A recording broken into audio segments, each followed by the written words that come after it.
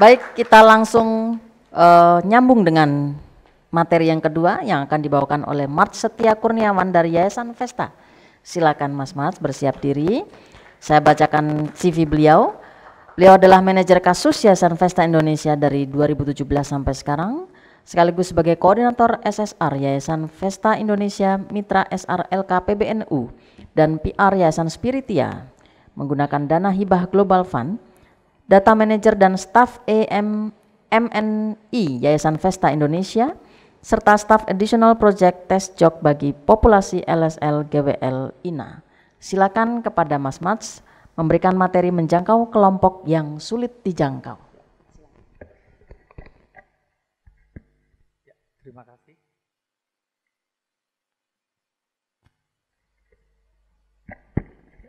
Terima kasih Dr. Seruni. Assalamualaikum warahmatullahi wabarakatuh. Ya, selamat siang, salam sejahtera untuk kita semua. Perkenalkan, nama saya Mart Setia Kurniawan, saya dari Yayasan Vesta Indonesia. Biasa dipanggil Mart ya, saya agak grogi nih karena ada Bu Ruli ya, salah satu senior, dan Bu Magda dari Victory yang guru-guru saya yang ada di sini. Oke, di sini saya akan mencoba memaparkan sedikit yang kami dari Yayasan Vesta Indonesia lakukan ya di komunitas.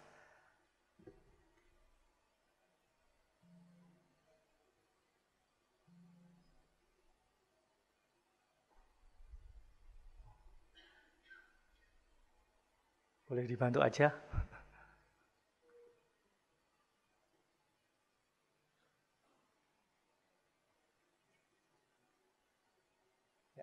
Saya akan memaparkan terkait bagaimana sih proses penjangkauan pada populasi kunci. Ya, jadi di Yayasan Vesta ini kami diberikan mandat untuk menjangkau ya populasi kunci. Salah satu karena kalau di isu HIV itu biasanya kita ada dua program ya, fokusnya yang pertama di penjangkauan pada populasi kunci, kemudian yang kedua di dukungan orang dengan HIV. Nah, kalau di populasi kunci sendiri memang prosesnya itu panjang ya, bahasanya kami di hulunya, bagaimana kita mencari teman-teman yang dia berisiko untuk mau melakukan tes HIV. Next. Nah, ini outline dari paparan yang akan saya berikan ya.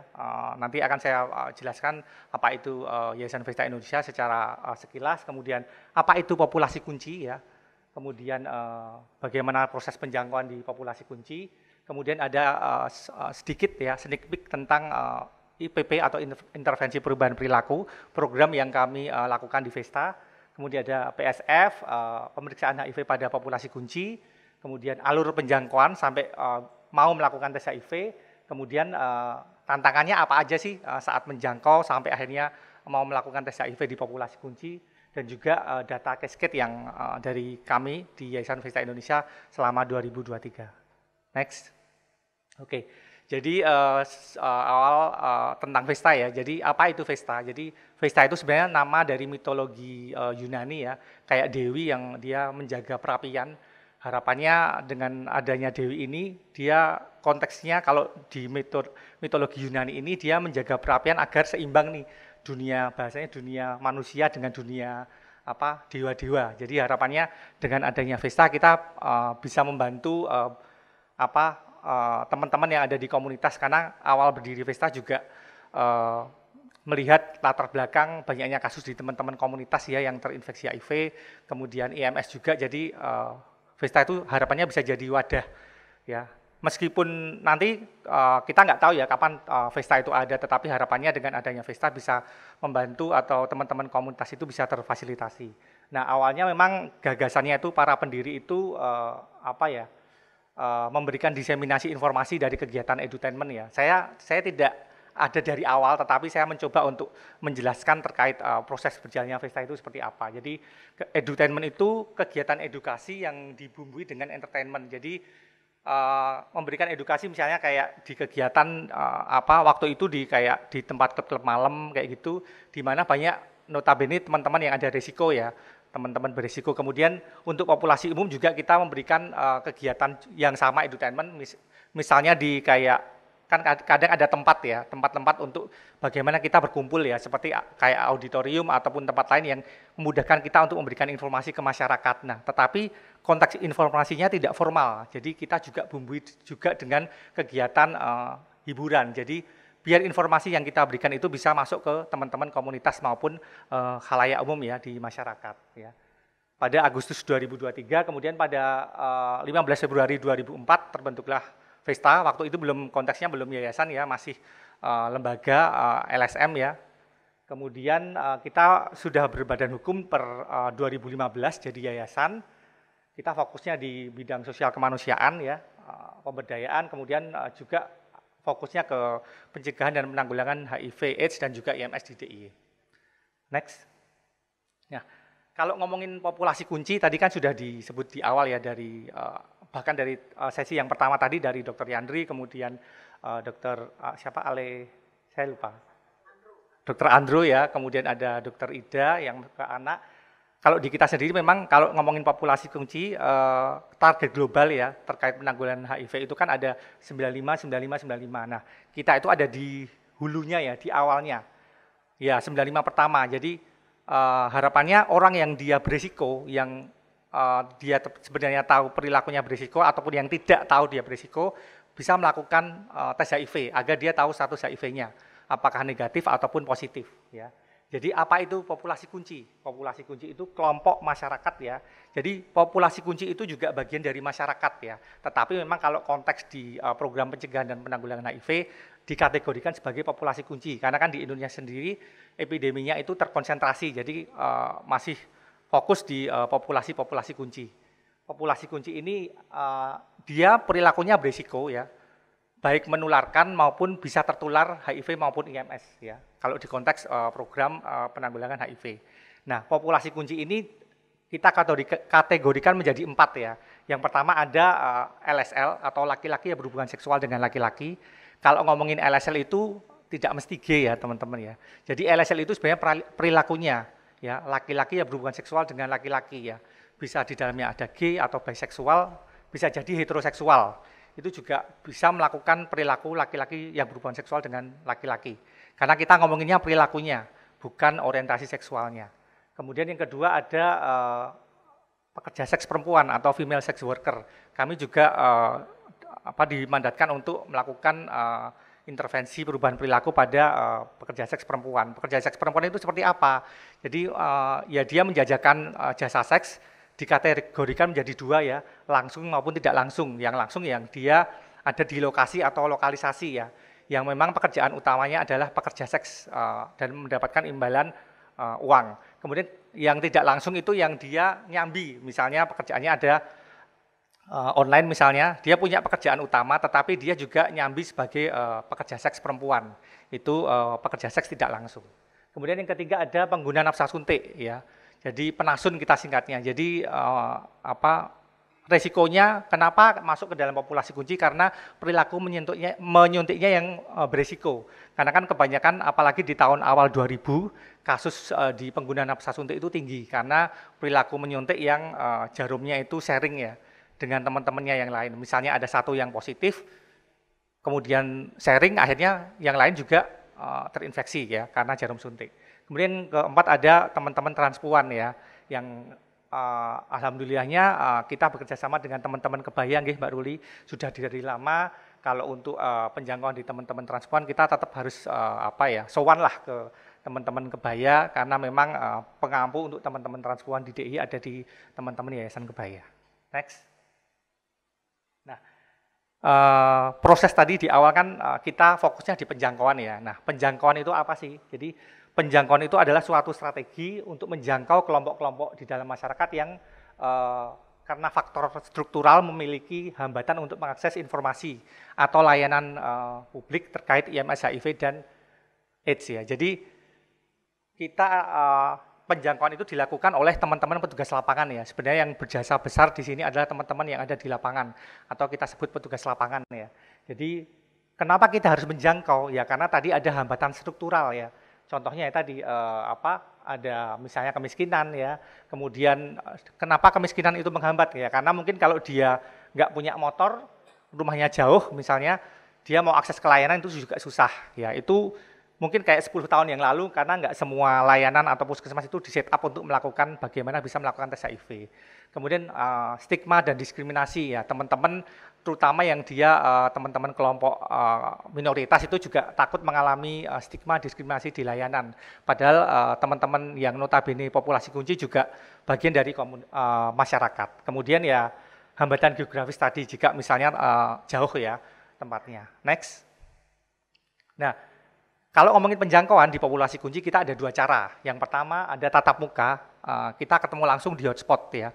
Sebelum menjangkau kita melakukan namanya pemetaan ya. Kita petakan dulu di wilayah mana yang ada banyak populasi kunci. Misal teman-teman transpuan sering nongkrongnya di mana. Teman-teman LSL laki-laki berhubungan seksual dengan laki-laki itu ada di mana ya. Caranya ada tatap muka ya. Kemudian setelah dipetakan kemudian ditatap muka ya. Ditemui untuk diedukasi. Kemudian yang kedua ada cara melalui virtual ya. Karena kalau semakin hari kan perkembangan teknologi semakin pesat. Nah, kita nggak hanya menjangkau itu lewat tatap muka atau face to face, tetapi melalui sosial media atau virtual. Jadi kita berikan edukasi melalui macam-macam ya aplikasi, bisa lewat Facebook, lewat dating application, lewat instant messaging application kayak WhatsApp, Telegram dan lain-lain. Itu 2 cara untuk kita melakukan penjangkauan. Next. Nah, besaran program yang kita jalankan adalah yang namanya tadi intervensi perubahan perilaku atau IPP yang apa sih maksudnya IPP ini ya? Serangkaian kegiatan yang terencana ya. Jadi kegiatan ini sudah direncanakan, diprogramkan secara strategis sesuai kebutuhan kelompok dampingan atau teman-teman komunitas. Kebutuhannya apa? Yang tujuannya itu yang pertama mengubah pengetahuan yang tadinya dia nggak tahu bahwa nggak pakai kondom itu berisiko, jadi tahu pakai kondom itu aman ya. Kemudian sikapnya, setelah dia tahu perilakunya ini berisiko, harapannya dia mulai mengambil sikap untuk melakukan perubahan perilaku yang tujuannya untuk mengurangi dampak dari risiko penularan HIV. Itu konteks dari apa yang kita lakukan di program IPP. Next. Nah, pada 2016 ada pendekatan yang konteks penjangkauan zaman dulu ya sebelum 2016 itu lebih dikedepankan tentang penggunaan kondom yang konsisten dan peningkatan informasi ya kan pengetahuan. Tetapi kan tolok ukurnya juga tidak jelas ya. Bagaimana kita tahu peningkatan pengetahuan, kemudian bagaimana kita tahu bahwa orang itu penggunaan kondomnya konsisten? Apakah dengan banyaknya kondom yang berikan, apakah itu memastikan dia menggunakan kondom? Tidak. Makanya pada tahun 2016 dibuatlah pendekatan yang baru ya dalam IPP yaitu Professional Search and Find. Kalau di Kemenkes mungkin namanya STOP ya, suluh, temukan, obati, pertahankan. Kalau di kami namanya Search and Find. Jadi cari dan temukan. Temukan apa? Teman-teman yang punya resiko tinggi ya. Jadi bedanya adalah kalau di Search and Find ini promosi tes HIV-nya di awal. Karena kan sesuai dengan mandat tadi global 95 di awal, tes sebanyak mungkin pasti akan ditemukan temuan kasus ya, biar dia ketemunya di fase yang awal ya. Jadi dijangkau dulu dengan petugas lapangan itu ketemu dengan komunitas, ditanyakan pernah tes HIV sebelumnya apa belum ya. Kemudian baru lanjut ke diberikan paket pencegahan ya dan juga pengetahuan seperti kondom, pelicin, kemudian informasinya. Ya, jadi perbedaannya dengan pola pendekatan atau penjangkauan zaman dulu sama yang 2016 ke sini adalah kita promosi tes HIV-nya di awal agar bisa mencapai 95 yang awal tadi. Next. Nah, kalau di Vesta sendiri ya, di kami kita melayani layanan tes HIV ya, menggunakan rapid diagnostic test ya, tetap intervensi biomedis yang melayani adalah dari Kementerian Kesehatan dan turunannya ya. Tetapi kami yang bahasanya menjaring teman-teman komunitas untuk melakukan tes ya. Ada mungkin 5 cara. Yang pertama statis. Statis itu kita petugas lapangan janjian dengan teman-teman komunitas untuk melakukan tes di puskesmas, di jam layanan puskesmas. Kenapa yang dipilih puskesmas? Karena layanan yang paling dekat dengan komunitas ya, dan enggak begitu jauh dan enggak begitu lama antrinya. Kemudian yang kedua mobile testing ya. Mobile testing itu tes HIV, kita mengundang teman-teman layanan untuk datang biasanya di tempat kita atau di tempat lain yang di luar puskesmas atau layanan penyedia layanan tes HIV. Kalau di Vesta sendiri kita biasanya menyediakan kegiatan mobile testing itu setiap Jumat, seminggu sekali. Kita menyebutnya Friday Night Testing ya. Jadi di kami teman-teman layanan datang ke tempat kami, kemudian kita juga mengundang teman-teman komunitas maupun masyarakat populasi umum yang ada merasa perilakunya berisiko ya.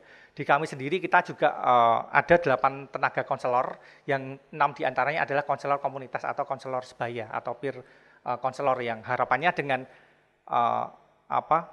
konseling di tempat kami juga di kami juga menghargai nilai-nilai yang ada di teman-teman yang dia mau tes ya, nggak ngelihat dia agamanya apapun, perilakunya apa, yang penting dia kalau mau tes ya kita layani dengan baik, karena harapannya dengan setara ya dan tidak menstigma, itu kan harapannya teman-teman bisa balik lagi dan tetap bisa melakukan tes, karena awalnya kan biar teman-teman mau tes kan harapannya nggak ada yang namanya stigma dan diskriminasi lagi.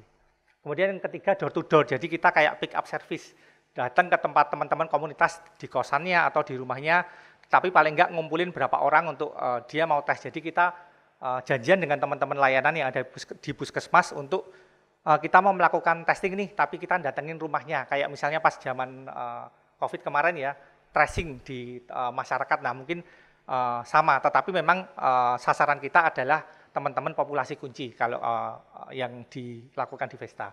Kemudian extra hour ini lebih ke layanan yang ada di puskesmas, tetapi kami membantu untuk bagaimana teman-teman komunitas ini bisa mengakses layanan tes HIV, tetapi di jam di luar layanan puskesmas seperti biasa. Misalnya selesai jam 3, nah layanannya ini bisa misalnya jam 4 atau sampai jam 7 malam. Kadang teman-teman puskesmas itu menyediakan layanan extra hour. Nah yang terbaru adalah community based screening. Jadi screening HIV mandiri yang dilakukan oleh teman-teman petugas lapangan atau komunitas.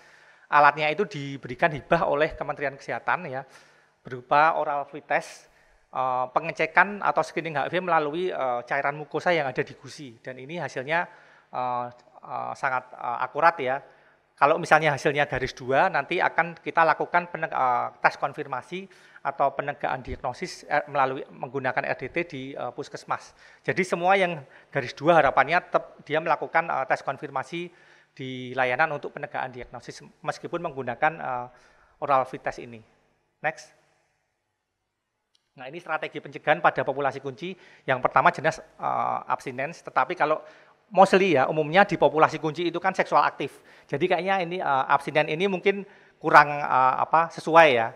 Yang kedua adalah be faithful. Be faithful itu saling setia dengan pasangan. Konteks saling setia di sini ya dua-duanya saling setia dengan satu pasangan. Tetapi kalau memang nggak bisa setia, pilihannya ada kondom ya. Kondom konsisten itu merupakan strategi yang jitu untuk pencegahan agar tidak ada infeksi baru pada HIV maupun IMS. Kemudian untuk teman-teman pengguna nafsa suntik, ya, jangan sharing jarum ya.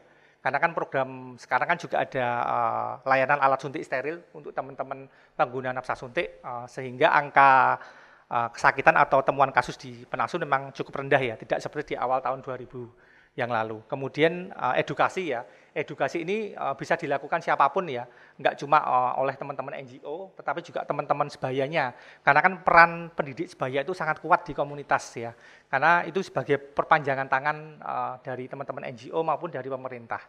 Kemudian yang terakhir ada yang terbaru ada PrEP atau Pre-Exposure Prophylaxis. Jadi ARV yang digunakan untuk pencegahan agar tidak terinfeksi HIV ya. Ada cara minumnya dan syaratnya harus dia negatif HIV. Kenapa ada PrEP ini ya? Contohnya ada 10 orang, 7 orang ini dia pakai kondomnya konsisten. Itu PrEP tidak dianjurkan ya, karena sudah konsisten pakai kondom. Nah, PrEP ini digunakan untuk 3 orang ini yang dia tidak bisa menggunakan kondom secara konsisten. Karena kita bisa jadi karena alergi lateks, atau dia memang tidak bisa konsisten pakai kondom, atau tidak bisa ereksi misalnya kalau menggunakan kondom. Nah, makanya ada yang namanya PrEP ya, itu karena ini khusus untuk populasi berisiko atau populasi kunci, sementara tidak untuk populasi umum ya. Next. Nah ini desain program intervensi perubahan perilaku ya, yang menggunakan metode search and find secara nasional sudah diterapkan ya. Berbagai kegiatannya banyak, kemudian harapannya ke tes HIV, HCT itu HIV Counseling and Testing ya. Kemudian kalau hasilnya negatif ya, bagaimana caranya di-maintain agar tetap negatif. Kemudian kalau positif ya kita rujuk ke teman-teman untuk inisiasi ARV dan ke teman-teman program lanjutan continuum of care, yaitu teman-teman di dukungan sebaya, agar teman-teman itu tahu kalau dia tahu statusnya positif harus bagaimana. Next. Oh, next aja. Next. Ya, itu banyak kegiatannya ya, macam-macam ya. PE ya, yang tadi yang penting pendidik sebaya atau peer educator ya. Edutainment, layanan ramah GWL itu juga penting ya. Harapannya nggak melihat orientasi seksualnya apa, tetapi semua yang datang itu bisa dilayani di layanan kesehatan. Next. Ya, praktek perilaku aman. Meskipun sudah positif, harapannya tetap menerapkan pencegahan positif kayak gitu. Next. Ya, tetap ada monitoring, evaluasi, dan pencatatan pelaporan. Next. Ya, ini alurnya ya. Ini circle-nya muter-muter aja sih. Karena pertama dijangkau, kemudian setelah dijangkau kita tawarkan tes HIV sesuai search and find tadi. Kemudian setelah dia mau tes HIV, kalaupun dia nggak mau, kita jangan paksain dulu.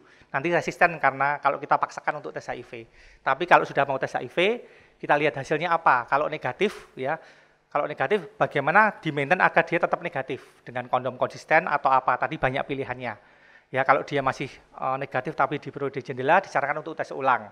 Kemudian kalau positif kita rujuk ke pilihannya ada dua nih, layanan pencegahan tadi ya, yang hasilnya negatif, sama layanan PDP ya, untuk dia akses ARV, inisiasi ARV, dan dirujuk ke teman-teman pendukung sebaya. Dan kita jangkau lagi, meskipun positif tetap kita bisa jangkau dan dampingi. Karena kan ini circle-nya nggak akan berhenti seperti ini terus, kayak gitu. Next. Ya, tantangannya sih ini ya, menjangkau hidden population itu sangat sulit ya, populasi yang tertutup, nggak cuma di LSL tapi juga di pekerja seks ya, itu sangat susah di teman-teman pengguna nafas suntik. Kemudian ketersediaan logistik pencegahan, itu juga kadang stock out ya dari nasional, tetapi alhamdulillahnya sekarang sudah terkirimkan lagi kondom dan pelicin. Kemudian ketersediaan logistik untuk pengobatan dan pemeriksaan ini kan juga penting ya, padahal kan kalau ngomongin mau ending AIDS 2030 kan nggak cuma HIV aja yang diomongin, tapi tadi di awal juga dibilangin ada IMS juga yang harus kita tata laksanakan dengan baik. Kemudian stigma dan diskriminasi pada populasi kunci masih tinggi, padahal kan juga sama-sama bagian dari masyarakat yang notabene harus kita juga yang sama, tidak dibeda-bedakan ya, tidak eksklusif. Next. Ini data di kita ya, di Yayasan Vesta Indonesia, case kit penjangkauan sampai November, di LSL sendiri ada 4.066 yang sudah dijangkau dari Januari sampai November. Yang dites ada 2.164 LSL, itu di data kami. Dari 2.164 sampai November ada 222 yang positif. Dan mostly 90% itu baru pertama kali tes, Dok dan teman-teman. Kemudian yang sudah dirujuk ke PS ada 212 ya, Bu Magda. Masih ada case kit 10 orang. Yang alasannya macam-macam, ada yang belum siap, ada yang macam-macam lah. Kemudian sudah ARV juga, kemudian di TG ada 3 ya, dari 1 tahun dari Januari, yang sudah ARV 1, yang 2 itu ARV-nya di luar kota semua. Yang 1 di Semarang, satunya saya lupa di mana, di luar kota pokoknya, enggak di DIY. Kemudian yang untuk teman-teman penasun, kemarin ditemukan 1 di kota Jogja, ini penasun lama sebenarnya. Sudah ARV juga. Kalau untuk di pekerja seks perempuan ada 965 yang tes, yang positif ada 17 dan sudah dirujuk ke teman-teman pendukung sebaya dan juga ARV. Next. Ini case kit untuk screening HIV mandiri menggunakan alat OFT tadi. Ada 1.369 yang akses. Yang reaktif ada 90, yang garis 2 penggunaan alat itu. Ini SDIY nggih. Kota Bantul Sleman, kemudian baru 78 yang konfirmasi, kita ada masih gogrok 12, masih kurang 12 yang konfirmasi dengan banyak alasan ya. Yang 78 ini sudah dirujuk ke pendukung sebaya dan sudah ARV semua. Kalau TJ ada 1, belum konfirmasi sepertinya ya. Penasun tidak ada, PSP ada 10 yang garis 2 dan 7 yang sudah konfirmasi dan dirujuk ke pendukung sebaya dan ARV. Next. Ya, ini salah satu contoh media promosi kami untuk tes HIV di Yayasan Vesta. Next. Ini dokumentasi kegiatan, ini yang atas MOU, waktu itu kegiatan di teras cafe, sosialisasi di klub malam, kemudian ini kegiatan komunitas ya, ada arisan, dan ini pelatihan pendidik sebaya untuk teman-teman populasi kunci waktu itu. Next, ya ini sumber referensi saya, paparan saya. Next, ya matur nuwun sangat. Demikian paparan saya, mohon maaf melebihi waktu yang ditentukan. Terima kasih. Assalamualaikum warahmatullahi wabarakatuh. Waalaikumsalam. Terima kasih Mas Mats.